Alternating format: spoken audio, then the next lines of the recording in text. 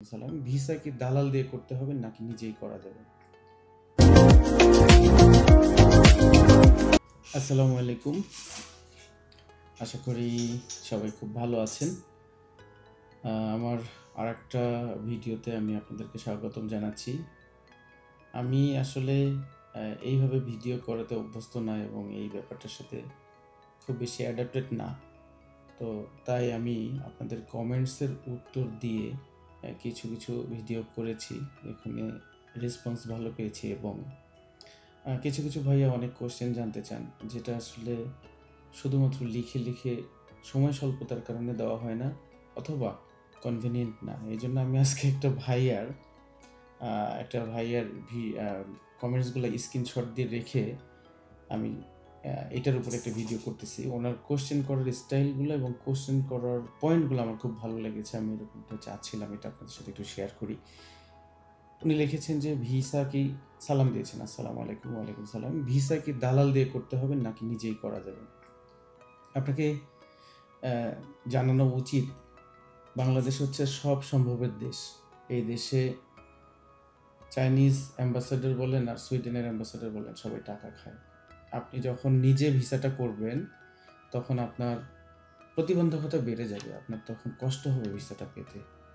আর যেহেতু টাকা দিয়ে, টাকা ইনভেস্ট করে টাকা কামাবেন, তো সেক্ষেত্রে আমি বলবো যে আপনি ভিসা দালাল দিয়ে করেন বা এজেন্ট দিয়ে, বলেন দালাল না বলে এজেন্ট দিয়ে করেন। খুব ভালো এজেন্ট আছে বাংলাদেশে, এজেন্ট দিয়ে করবেন। যা পেপারস যাবে, খুব বেশি কিছু লাগে না। ট্রেড লাইসেন্স, ভিজিটিং কার্ড, আপনার সিচুয়েশন বর্ণনা করে, আপনি চাকরিজীবী হলে একটা এনওসি, কোথায় চাকরি করতেছেন, আসার পর যে একটা জয়েন করবেন সেটার একটা পেপারস হতে পারে। এছাড়াও আপনাকে আর একটা জিনিস ম্যানেজ করা লাগতে পারে, সেটা হচ্ছে টিকিটের কপি এবং হোটেল বুকিংয়ের কপি। এগুলো পাওয়া যায় এবং আপনার না থাকলে দালালকে বা এজেন্টকে কিছু টাকা দিলে তার সাথে আপনি একটা চুক্তিতে গেলেন, 2-3 হাজার টাকা এক্সট্রা নিতে পারে। এই সমস্ত পেপারস তারা তৈরি করে দেবে। এটা তো একটা ব্যবসা, অনেক টাকার ব্যবসা। এই ব্যবসার সাথে, এই চক্রের সাথে বাংলাদেশের লোক এবং চাইনিজ লোকজন সরাসরি জড়িত। 10 দিন থাকতে হলে থাকা খাওয়ার খরচ, প্রোডাক্ট ক্রয় করার জন্য যাতায়াত খরচ কেমন পড়বে? খুবই ভালো কোশ্চেন। আপনি যদি 10 দিন থাকেন, এখন আপনি যদি চায়নাতে হোটেল, ওয়েস্টিনের মতো হোটেল আছে, শেরাটন আছে, সোনারগাঁর মতো হোটেল আছে, এগুলোতে যদি থাকেন 10 দিনে অবশ্যই অনেক টাকা খরচ হবে, ডলারে গুনতে হবে।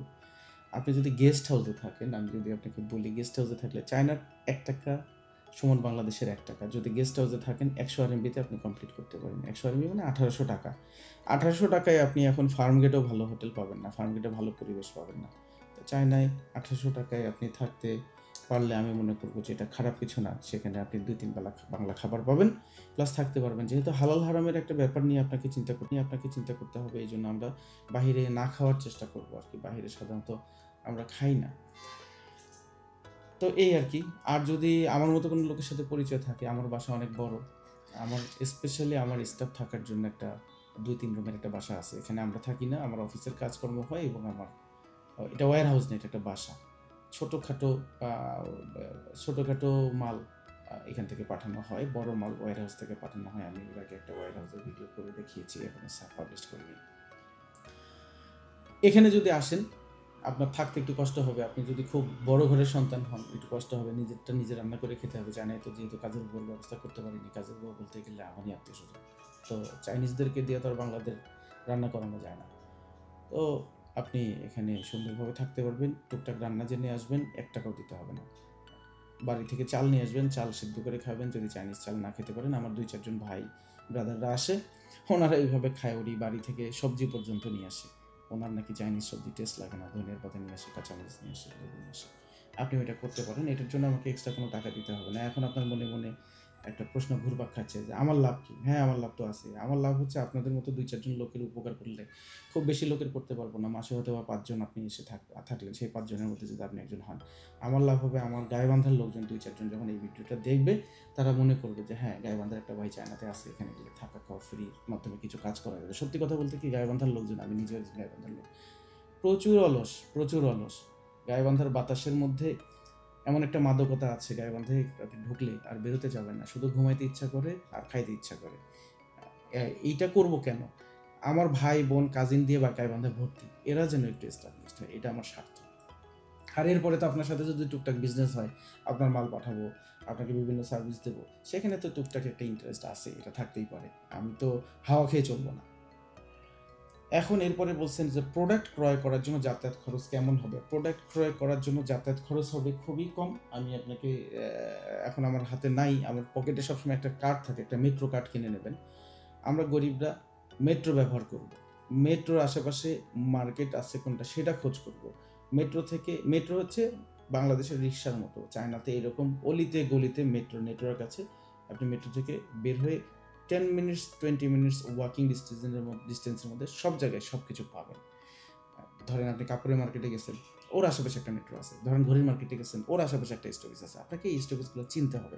না চিনলে প্রথমে একেবারে ঢালাওভাবে 50টা মেট্রো স্টপেজ আছে, আপনি একদিন 3টা করে দেখলেন, 10 দিনে 30টা মেট্রো স্টপেজ আপনি ঘুরে ফেললেন, ঘুরে নিজেই খুঁজে বের করতে পারবেন। এটা করার দরকার আছে। এরপরে বিমান ভাড়াটা আপনি বলেছেন, হ্যাঁ আমি বলে দিয়েছি 35 থেকে 40,000, 45,000 হয় অনেক সময়। যে প্রসঙ্গে ছিলাম, যারা বিমানে 1-2 বার উঠেছেন তারা খুব ভালোভাবে জানেন যে বিমান ভাড়াটা নির্ভর করে। আপনি যদি একেবারে ফ্লাইট কাছাকাছি সময় টিকিট কাটেন 80-90 হাজার টাকা পড়বে। আপনি যদি একটু প্ল্যান করে 1 মাস আগে থেকে কাটেন 35 থেকে 40,000-এর মধ্যে পাবেন। এটা খুবই সহজ ব্যাপার এবং সবাই জানেন যে এই ব্যাপারটা এরকম। ওখানে পরিচিত কেউ নেই, প্রথমে গেলে কোথায় উঠবে এটা বলেছি, গেস্ট হাউসে উঠবেন, উনি আপনার পরিচিত, উনি বাঙালি, উনি আপনাকে সব সার্ভিস দেবে। ওখানে ইংরেজি ভাষা চলে নাকি? হ্যাঁ ইংরেজি ভাষা চলে, না হলে ট্রান্সলেটর ইউজ করবেন। কম বেশি সবাই ইংরেজি জানে। আমরা যে ইংরেজি স্ট্যান্ডার্ড আমাদের, আমরা যে ইংরেজি জানি, এটা ভাই এই বাংলিশ ইংরেজি পৃথিবীর সব জায়গায় চলে, সবাই বুঝতে পারে। Yes no very good type ইংরেজি, গ্রামার ছাড়া আপনি বলবেন, ওরাও গ্রামার ছাড়া বলবে, আপনাকে বুঝাইতে কষ্ট হবে না। গোয়াংজুতে প্রোডাক্ট দামাদামি করে কিনতে হয় নাকি? না সবই ফিক্সড প্রাইস? না ফিক্সড প্রাইস না। আপনার মালের কোয়ান্টিটির উপরে, মালের কোয়ালিটির উপরে আপনি দামাদামি করে নেবেন। ও 10 টাকা বললে আপনি 1 টাকাও বলতে পারবেন। হ্যাঁ প্রচুর দামাদামি চলে, এই দামাদামিটাই আপনার বিজনেস। আপনি দামাদামি করে যদি মাল কিনতে যাওয়ার সময় না যেতেন তাহলে বিক্রি করতে তো জিতবেন না। এটা আমাদের মুরব্বীরা তো বলে এবং শুনে আসছেন যে কিনতে না জিতলে বিক্রি করতে জিততে পারবেন না। কারণ প্রোডাক্ট কিনলাম ধরেন 10,000 দিয়ে, দেশে এসে দেখলাম ওটার দাম 7,000, তাহলে তো লস হয়ে যাবে। হ্যাঁ লস হবে, এটার জন্য আপনাকে স্টাডি করতে হবে যে কোন প্রোডাক্টটা, আপনি তো আগে কিনবেন না, কোন প্রোডাক্টটা বাংলাদেশে কী রেটে চলতেছে, এটা আপনি এখানে এয়ার কার্গো খরচ দেওয়ার পর ওটা চলবে কিনা। প্রথম দিকে নিশ্চয়ই আপনি অনেক মাল শিপমেন্ট করে নিয়ে যাবেন না, সিতে করবেন না। প্রথম দিকে আপনি যে শিপমেন্টটা করবেন সেগুলো হচ্ছে আপনার এয়ার কার্গোতে করবেন, ছোট ছোট হালকা পাতলা মাল। এয়ার কার্গোর রেট আপনি ধরে রাখবেন 700 থেকে 1,000 টাকার মধ্যে। একটা স্ট্যান্ডার্ড রেট আমি বের করেছি 1 গ্রাম 1 টাকা। এটা যদি আপনি করতে পারেন ক্যালকুলেশনের সময়, আর এর কমে যখন পাবেন তখন তো এটা আপনার সারপ্লাস। যখন 1 গ্রাম 1 টাকা হিসাব করবেন, একটা প্রোডাক্টের দাম যদি ধরেন যে 10 টাকা দিয়ে কিনছেন, এটাকে 18 দিয়ে গুণ দেবেন 180 টাকা। ওই প্রোডাক্টের দাম যদি ওজন যদি 100 গ্রাম হয়, তাহলে 100 গ্রাম কস্ট, ক্যারিং কস্ট বা পাঠানোর কস্ট 100 টাকা। তাহলে এটার দাম পড়লো 280 টাকা। এই 280 টাকা দেওয়ার পর আপনি 20 টাকা লাভ করবেন না 50 টাকা লাভ করবেন, এটা আপনি বুঝবেন। এবং বাংলাদেশের মার্কেটে দেখবেন যে এটা রেট কত চলতেছে। যদি গ্যাপ দেখেন সেই মালটাই কিনবেন, যেটাতে আপনি লাভ করতে পারবেন না সেটা কিনবেন কেন? এরপরে ওখানে কি কাস্টমারকে ঠকানোর মতো দোকানদার আছে কিনা? সারা বিশ্বে আছে, আমেরিকাতে আছে, ইউরোপে আছে, আপনার সুইজারল্যান্ডেও আছে। কাস্টমারকে যে একটু ঠকানোর চেষ্টা করবে, কাস্টমারকে যে একটু, সব জায়গায় ভালো খারাপ সব জায়গায় আছে। তো আপনাকে এই ব্যাপারে সতর্ক হতে হবে। অল্প পুঁজির মানুষ তো, তারপর সংসারে ঘানি টানতে হয়, তাই ভয়ও অনেক বেশি। হ্যাঁ ভয় থাকাটা স্বাভাবিক, অল্প পুঁজির মানুষ আমরা সবারই এরকম ভয় আছে। তবে সাহস করে এগিয়ে যেতে হবে। 2-1 বার আপনাকে কাজটা করার মানসিকতা থাকতে হবে। 2-1 বার যখন কাজ করবেন তখন আর ভয়টা লাগবে না, আপনার ভয় কাজ করবে না। ভয় ঠেকানোর সবচেয়ে ভালো উপায় হচ্ছে আপনি মার্কেটে যাবেন, ডিউটি করবেন। আপনি সকাল 8টার সময় বের হবেন, একটু গ্রামের দিকে থাকবেন, খরচটা কমানোর চেষ্টা করবেন। খুব ভালো হয় আপনি যদি সিগারেট, ড্রিঙ্কস মদ না খান, এগুলো এখানে খুবই সস্তা। এটা যদি না খান, যা টাকা কামাইছেন আজে বাজে খরচ যদি না করেন, সকালবেলা চলে যাবেন, 8 ঘন্টা থেকে 10 ঘন্টা মার্কেটে ঘোরাঘুরি করবেন, তাহলে আপনার আর ভয় লাগবে না এবং আপনার ধাক্কা খাওয়ার সম্ভাবনা খুব কম। ধাক্কা না খেলে আপনার ধাক্কা খেয়ে পড়ে যাবেন আর উঠে দাঁড়াতে পারবেন না, এই কথাটা আর আপনার বলতে হবে না। এবং আপনার মতো বিদেশি কাস্টমারদেরকে ওনারা ব্যবসা করতে চায়, তখন দেখবেন যে 2-1 জন বিশ্বস্ত সাপ্লায়ার বের হয়ে গেছে। যদিও আমার জীবনে এরকম ঘটনা খুবই কম ঘটছে যে প্লেনে পরিচয় হয়েছে, সে এখন চায়না, একজন চাইনিজ বাংলাদেশি ইনভেস্ট করছে। আমার ভাগ্য এত ভালো না, তারপর আমি তকদিরে বিশ্বাস করি মুসলিম যেহেতু। আপনারা যদি মার্কেটে ঘন ঘন যাতায়াত করেন, এমন কিছু চাইনিজ লোকজন পেয়ে যাবেন, এমন কিছু সাপ্লায়ার পেয়ে যাবেন যে ২-১ চালান মাল নেওয়ার পর উনি আপনাকে বাকিতে মাল দিতে পারে, উনি আপনাকে হেল্প করতে পারে, আপনার অবস্থা দেখে উনি আপনাকে সহায়তার হাত দিতে পারে, আগায় দিতে পারে। তা আপনার আসতে হবে, এসে আপনার অবস্থাটা সে জানলে, বুঝলে তার মধ্যে মায়া তৈরি হবে। তো এটা করতে গেলে, কারোর প্রতি কারো মায়া তৈরি করতে গেলে তো তার চোখের সামনে সামনে ঘুরতে হবে, তার সামনে থাকতে হবে, নাহলে মায়া তৈরি হয় বলেন? কেন করবে? ওনাদের দেশে তো লোকের অভাব নেই। এখন আপনাকে কেন হেল্প করবে? হেল্প করবে এই কারণে যে তার মাল বিক্রি হবে আপনার মাধ্যমে। আপনার সততাটা তার দরকার। সততা ধরে রাখতে পারলে সে আপনার সাথে দীর্ঘদিন ব্যবসা করবে, এবং এই ব্যবসা দীর্ঘদিন চালানোর জন্য যা করা লাগে হবে, সে সেটা চেষ্টা করবে, এবং এরপরে সুযোগ পেলে সে বাংলাদেশে যাবে, আপনার দোকান বাসা এগুলো দেখবে। দেখার পর দেখবেন যে আপনি আস্তে আস্তে দাঁড়ায় গেছেন। তো এই ছিল আজকের ভিডিওটা বেশি লম্বা করব না।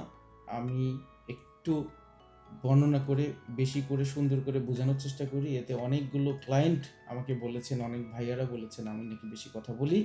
তা আসলে অল্প কথায় ব্যাপারগুলো বোঝানো যায় না, এবং আমি এত সুন্দর করে বোঝানোর পরও অনেকে বুঝতেছেন না। আমি জানি যারা বুঝতেছেন না তাদের মধ্যে কিছু লোকজন আছেন যারা আমাকে পছন্দ করেন না, চায়নার টুকটাক ব্যবসায়ী হতে পারেন, তারা ফেক আইডি থেকে আমাকে নক করতেছেন। আপনারা যদি আপনাদের আমার ভিডিও পছন্দ না হয়, আপনারা দেখবেন না। দরকার কি এরকম উল্টাপাল্টা কমেন্ট করার, বলার? ঠিক আছে, সবাই ভালো থাকবেন। ধন্যবাদ। পরবর্তী ভিডিও যদি আসে তার আগে পর্যন্ত।